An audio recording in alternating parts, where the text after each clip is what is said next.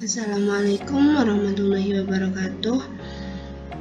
Hari ini kita akan belajar tentang materi sholat dengan Ibu Siti Nurhidayati. Kalian sudah sholat hari ini?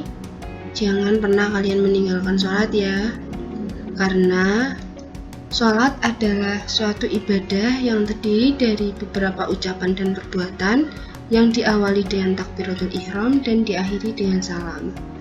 Allah Subhanahu wa Ta'ala memerintahkan kepada hamba-hambanya untuk mendirikan sholat agar mereka selalu dilimpahi oleh kebaikan di dunia dan akhirat. Sholat memiliki kedudukan yang sangat tinggi, bahkan melebihi ibadah-ibadah lainnya. Kedudukan sholat dalam Islam, seperti sholat merupakan tiang agama, sholat juga merupakan ibadah yang dihisab pertama kali. Tapi, sholat juga syariat Islam yang terakhir lenyap. Allah memberikan pujian kepada mereka yang mendirikan sholat karena Allah sangat senang dengan hambanya yang selalu mendirikan sholat.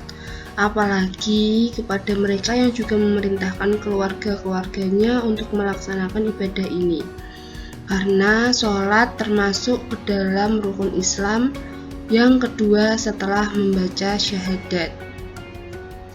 Hikmah yang disyariatkan dalam sholat adalah mencegah perbuatan keji dan mungkar, mendidik menjadi pribadi yang disiplin, melatih menjadi pribadi tangguh, meninggikan derajat seorang muslim, membersihkan kesalahan dan dosa, melatih hidup secara tertib dan teratur, mengajarkan sifat tawadu atau rendah hati, meningkatkan kesehatan jasmani secara optimal.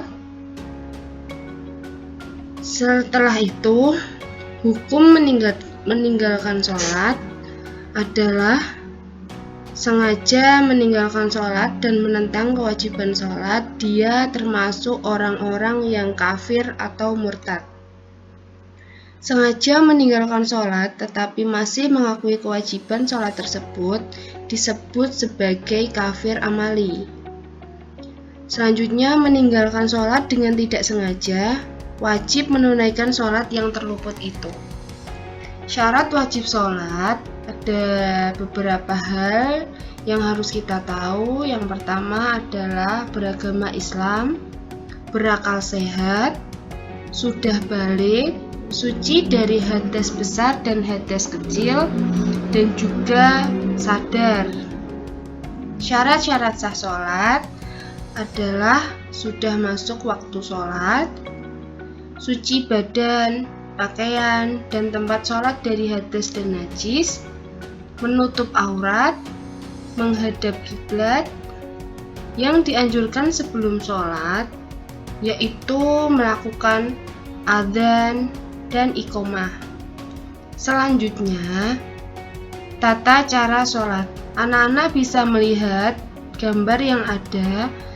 Orang itu sedang melaksanakan tata cara sholat yang pertama yaitu berdiri tegak menghadap kiblat, takbiratul ihram, bersedekap.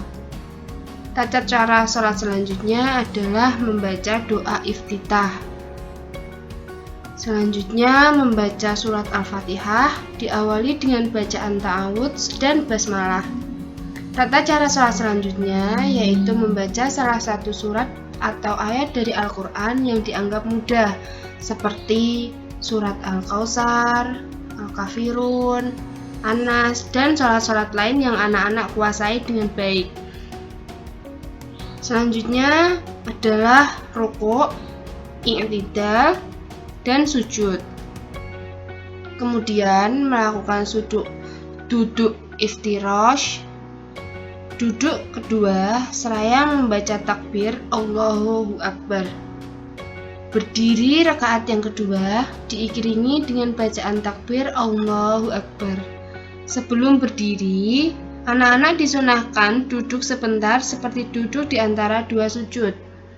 Pada rakaat kedua, cara dan sikap rakaat kedua ini sama dengan rakaat pertama, seperti membaca doa iftitah, ruku, iktidal, kemudian sujud, dan duduk kembali, dan yang lain.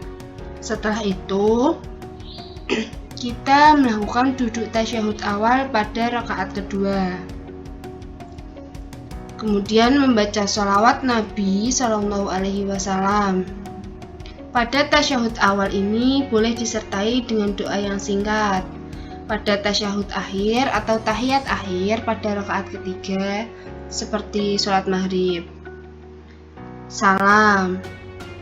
Dalam sholat jamaah, sholat fardu berjamaah sebaiknya dilaksanakan di masjid-masjid atau musola, dekat ataupun jauh dari rumah kalian. Sebelum takbir, imam supaya mengatur shaf barisan. Jika makmum hanya seorang, maka posisi shafnya berada di sebelah kanan imam. Imam perempuan hanya boleh mengimami sesama perempuan dan anak kecil yang belum balik.